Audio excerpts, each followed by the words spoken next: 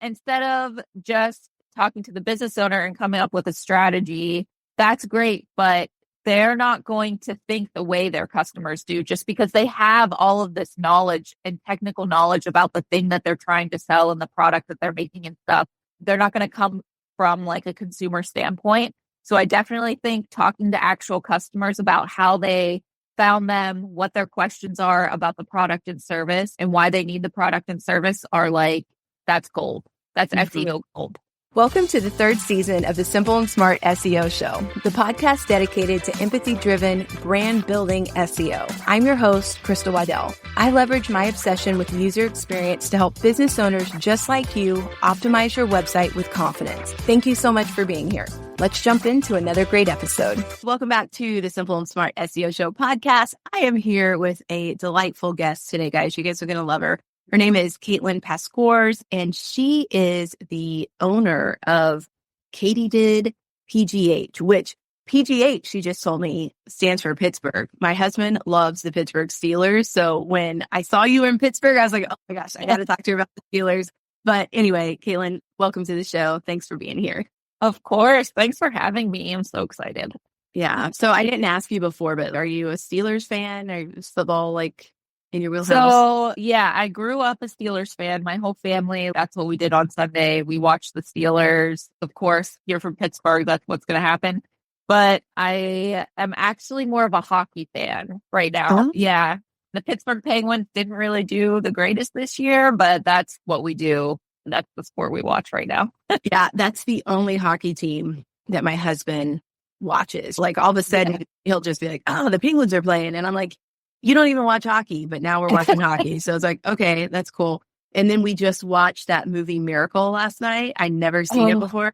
Yeah, so that's crazy. We're talking hockey. Yeah. But yeah, pretty neat stuff. So I married into it. I have my husband's old phone case for some reason. And so all the fanatics, when I pull it out, they're like, oh my gosh, the Steelers. And I'm like, I married into them. I'm a fraud. But anyway, so you own your own agency, KatydidPGH. Can you tell us what you do there and how you got started doing that? Yeah, I do WordPress design and SEO for small business owners, sometimes solopreneurs. The smaller, the better. The small business owners. And how I got started was I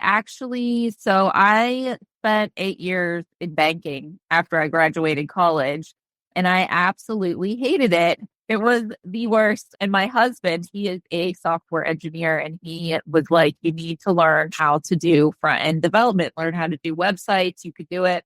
And I resisted for the longest time. I had so many excuses, like I wasn't smart enough, I didn't have enough time, blah, blah, blah.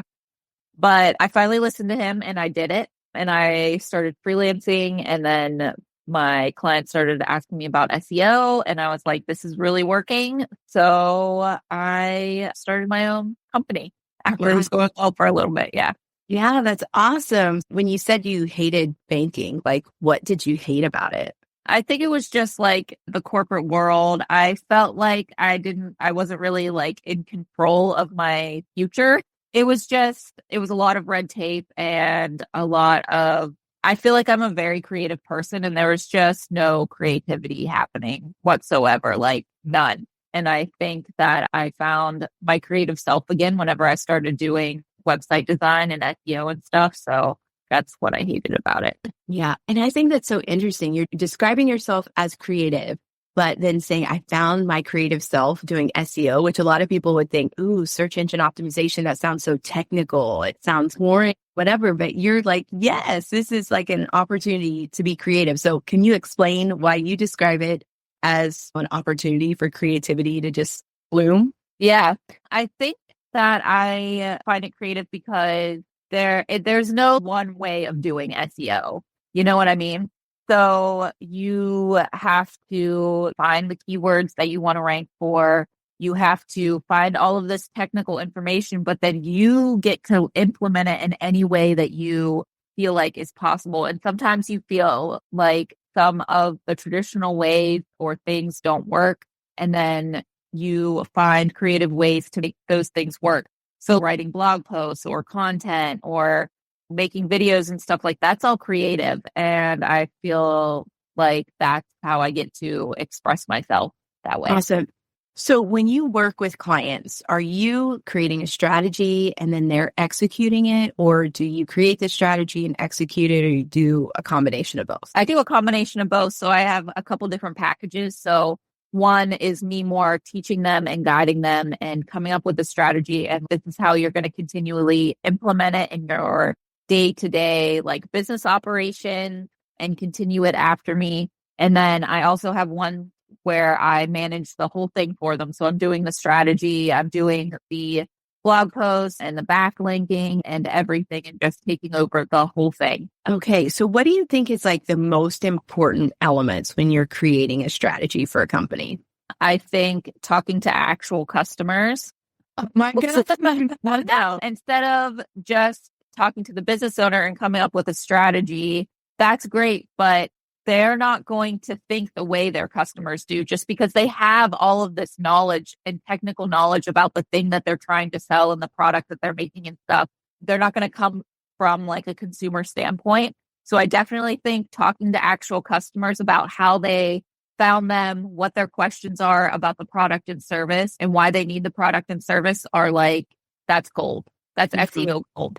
Yeah, for sure. I have a quick little anecdote about that because I interact with my customers a lot. Like I make giant wooden letters and numbers, and I also make photo collages for athletes, like when they graduate. I have a lot of back and forth emails with my customers. Mm-hmm. And I remember one time after I was following up with someone, I said, "Hey, how did it go?" And she was like, "Girl, I got a mom win." And I was like, "A mom win? That's interesting." And so on every single page for the collage gifts where they have to upload their pictures and buy the actual photo gift, I have it in capital letters, "Get a mom win." And I love it. Every time I look at it, I think of her, and I just think of the parents who are still trying to connect with their kids. And it was like, it wasn't something that I thought about. I thought, oh, you're celebrating this night, but I never thought about it as connecting again with teenagers or whatever. And so it was just such an insight. It was such a small thing, but when you like actually do communicate with your customers, you get those amazing little details that really make a difference. Yeah, 100% agree. So you've been doing this for 7 years, and then there's been like a lot of changes over the last year or so. What do you feel has been like the biggest change in SEO and like how you approach it? That's a really good question. And it doesn't have to be just one, so whatever. Yeah. I think leveraging the Google Business Profile, I know it's not like technically SEO to use your Google Business Profile, but it's taking up space on that search results page. I think getting my clients to ask for reviews and communicating with the people that leave those reviews has been a really big win. Also, leveraging some Google ads, if that's a possibility in their business. I have found that just makes the timeline for people to find your content a little bit shorter if you have that capability. And yeah, I would say like those two things most recently have been what I've been focusing on. Okay, so I love this about the Google Business Profile. We've been talking about that a lot in my small group, the SEO Squad. Do you have a process for updating that Google Business Profile on a regular basis? Yeah. So usually I like to have my clients be always asking for reviews. So whether that's like email marketing or on Instagram, any social media or anything like that. So ideally they're getting reviews in a couple times a month or weekly or whatever. And I think going in and responding to those reviews is something that they need to be doing once a week or whenever they come in. And that kind of automatically adds a step to their processes. As soon as they get a review, they're like, okay, I'm checking out my Google Business Profile. I'm responding to this review. Is this something that I can use as a testimonial on my website? Are they asking a question about my product or service that I can respond to and also add that to my website? Is there a different way of looking at my service based on this review? Yeah. And what I also like about the Google Business Profile is that you can upload images and make little posts and stuff, just like social media. Do you recommend doing any of those things, or do you have a process for that as well? Yeah. So like at the same time you're responding to those reviews, it's a good idea to go in and say, do I have a new photo that I can upload for this product or service that I posted to my social media or whatever? Since you're already doing that as part of another process, why not just like quickly add that to your Google business profile? Yeah, that's really smart. And then you mentioned Google Ads, and we don't really talk about ads and advertising very much on the podcast, but it's definitely a part of my own strategy. I do retargeting mainly on Facebook, but can you retarget using Google Ads? And are we talking about Performance Max here, or what type of Google Ads do you recommend alongside Google Business Profile? The School of Podcasting with Dave Jackson. Are you looking to start your own podcast but don't know where to begin? Look no further than theschoolofpodcasting.com. Our comprehensive online courses and one-on-one coaching will teach you everything you need to know, from equipment and editing to marketing and monetization. At theschoolofpodcasting.com, you'll be creating high-quality, engaging content in no time. Say goodbye to frustration and uncertainty, and hello to the community at theschoolofpodcasting.com.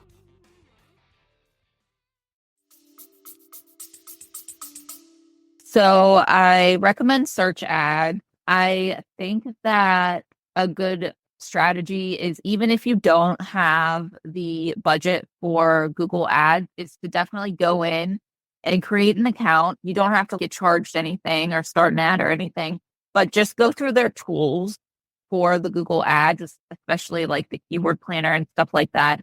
I think those tools are really helpful at finding what people are actually searching for. I love using that. And then also Google is always giving business owners like credit.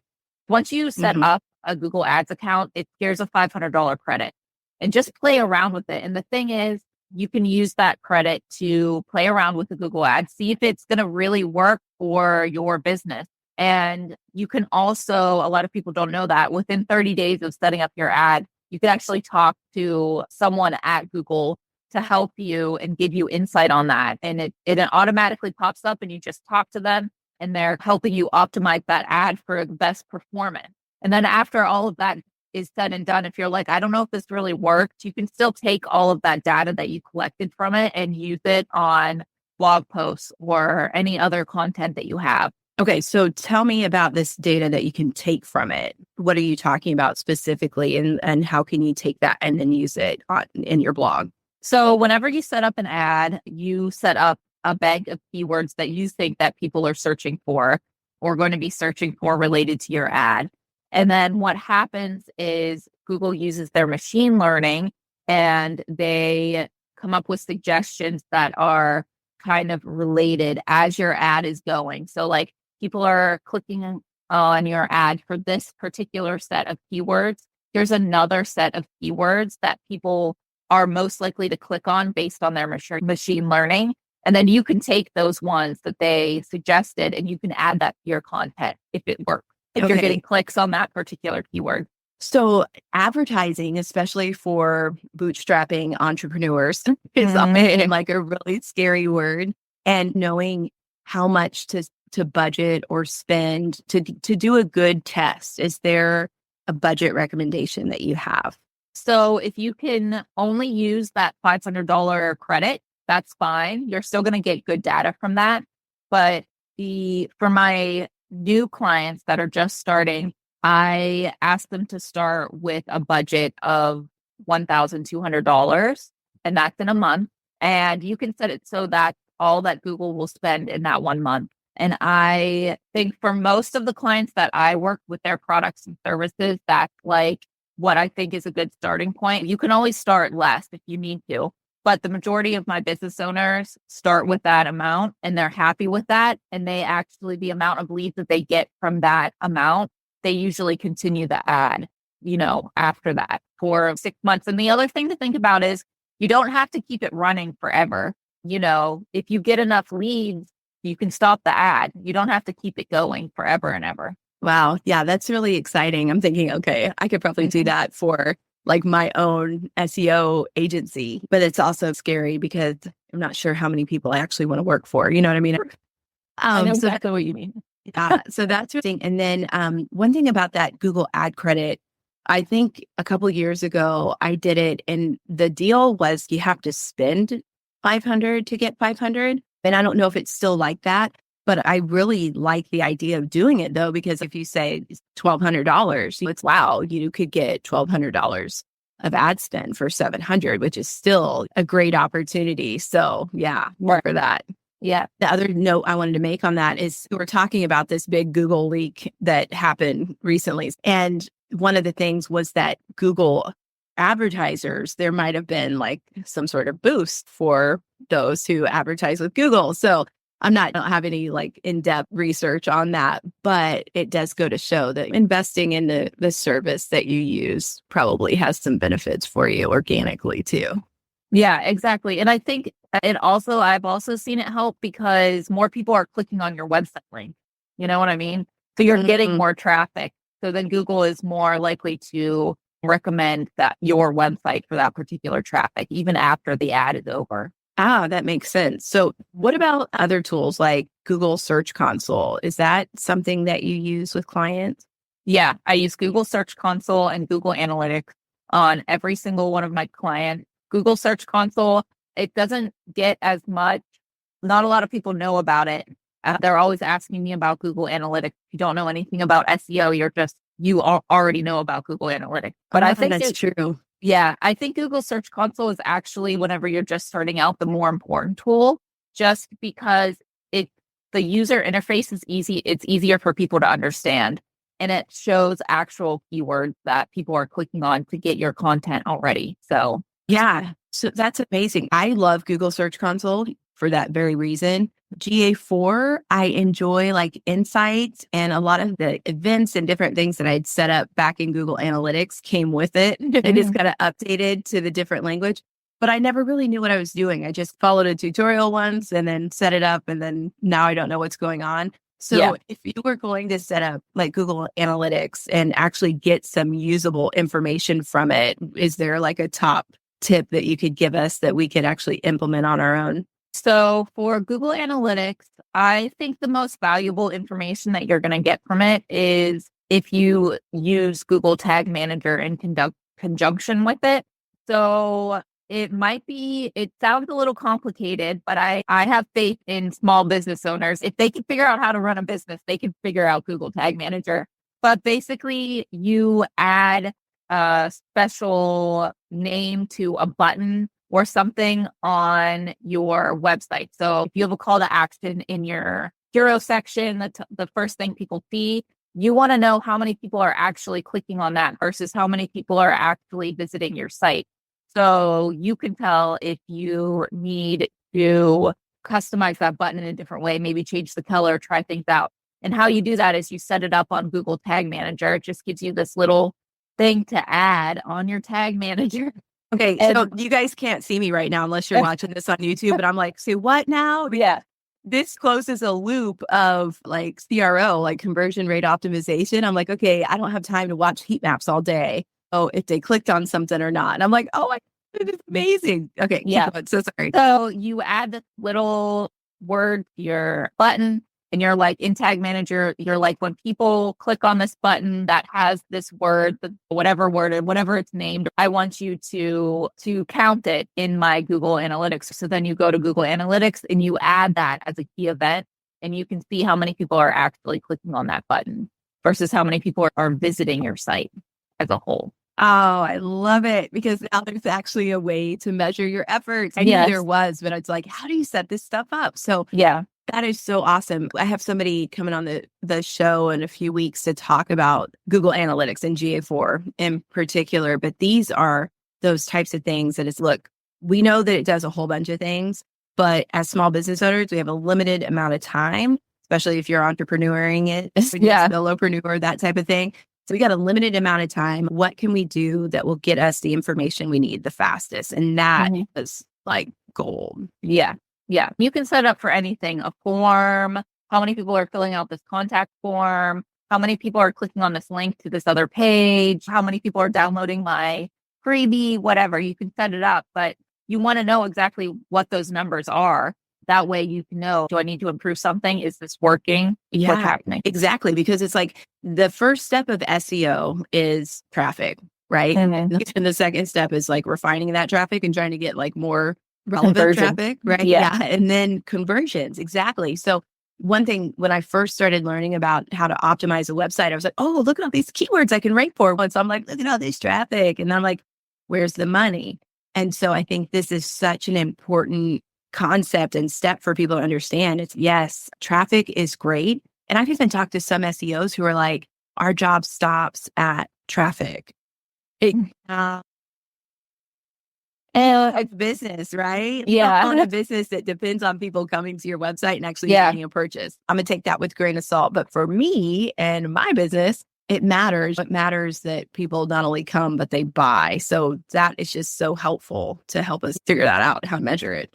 For me, as an SEO strategist and a small business owner, I feel like it's the quality of traffic also. So like you're going to get different traffic depending on, you might have this blog post that is just getting so much traffic. It's getting 3,000 visitors a month, 4,000 visitors a month. And it's about, I don't know, what my favorite dog breeds are. Say you're a grooming site and you get this, you got this blog article and it's what my favorite dog breeds are or whatever. And people are visiting it. That's great. You're getting that traffic from that. But is that actually relevant to like people that are going to schedule to get their dog groomed with you? Like you want the traffic, the things that people are searching for that actually want to take the step to buy that product or service. You don't want traffic for traffic's sake. It doesn't make any sense.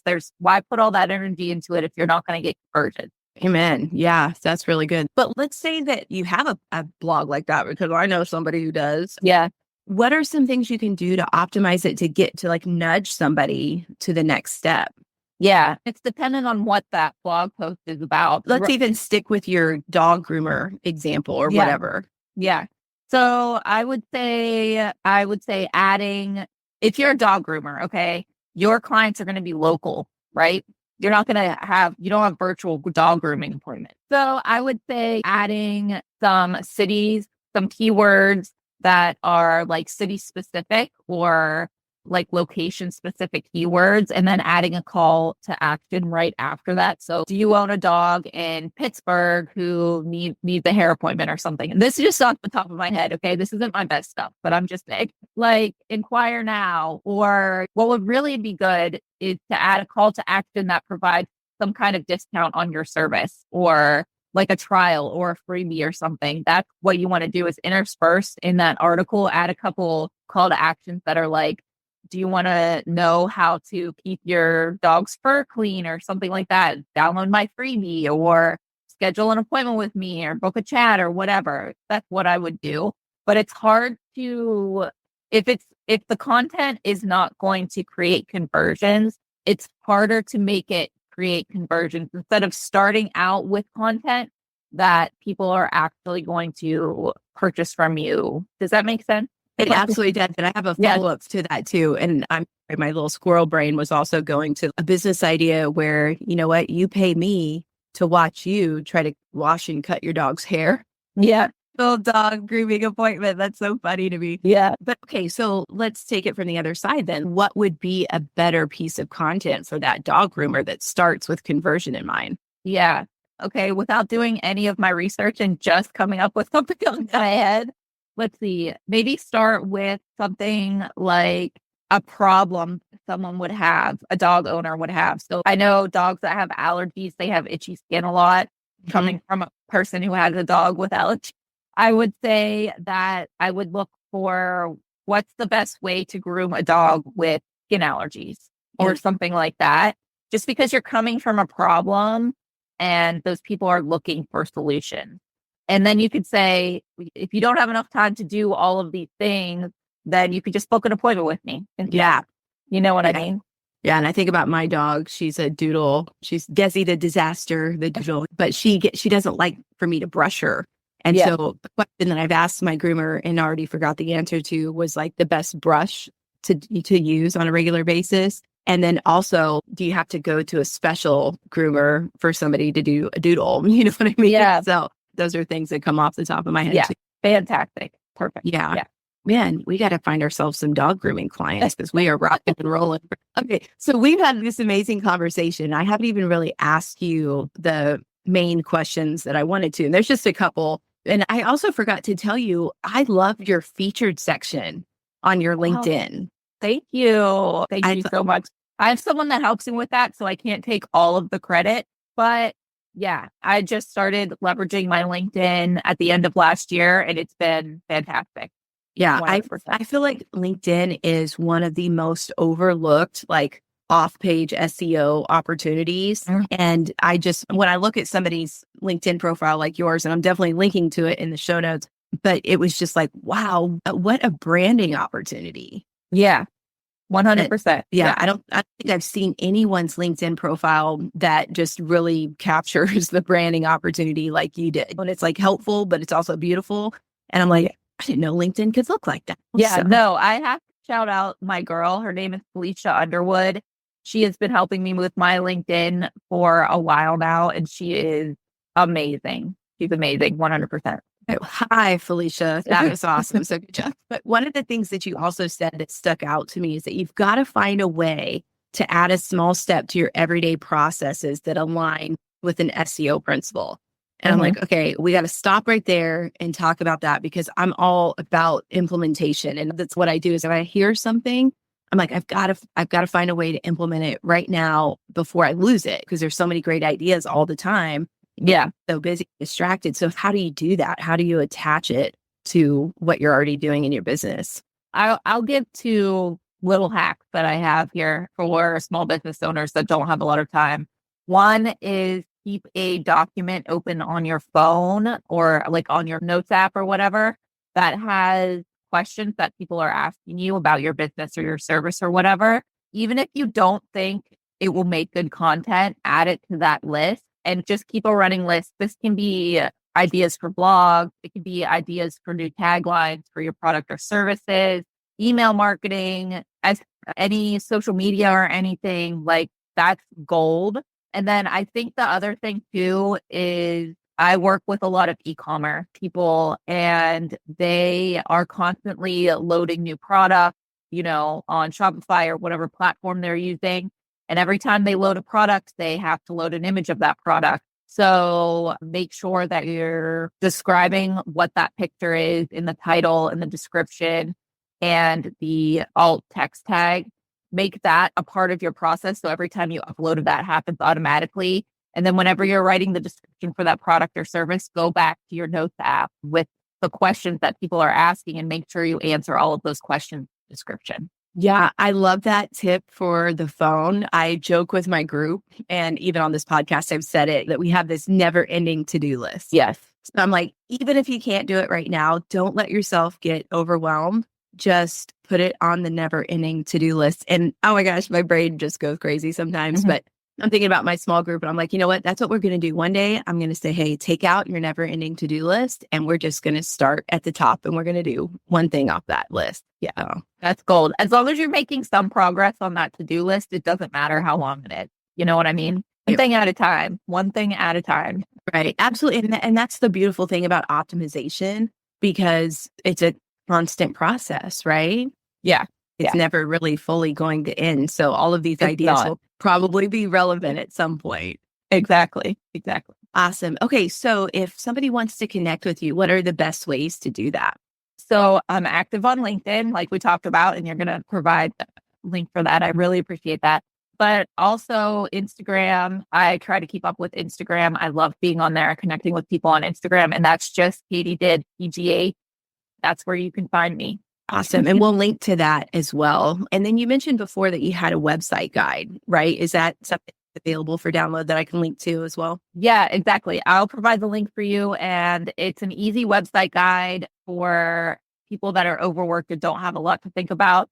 And it comes from an SEO standpoint. So I wrote all of the tips and tricks in there are from an SEO standpoint. And it has content ideas for each page of your website, what I said about how to write descriptions. It has templates. It's amazing, but I will give you the link to that too. And you can download that for free.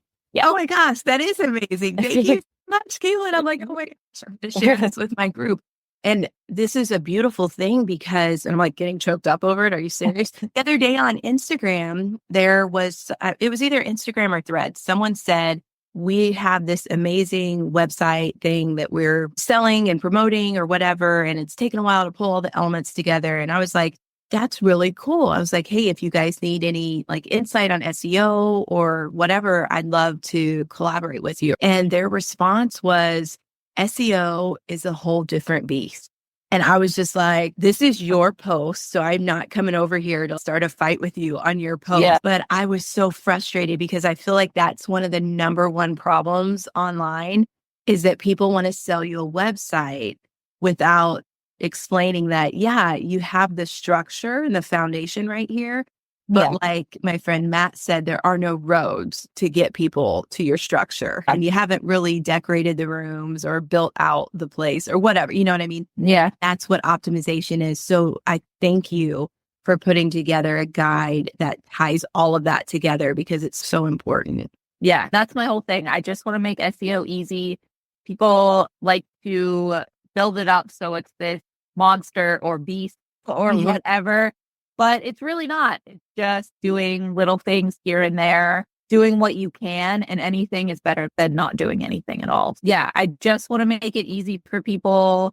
I know business owners don't have a lot of time, and I just want to make it easy for them. It was so nice to meet with you and like connect. And it's like fun being a woman in tech and like just the future seems so exciting right now. Thank you so much for coming on the show. And thank you for just being so generous with all that you know.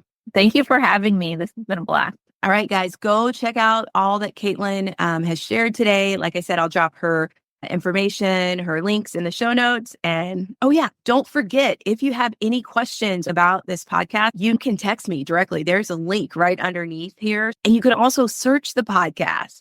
I built a GPT for you. That link is also in the show notes. So all you have to do is give me your email address. You can then just immediately search for anything that we talked about in this podcast or any of the other 100+ episodes. So yes, Katlyn, thank you again.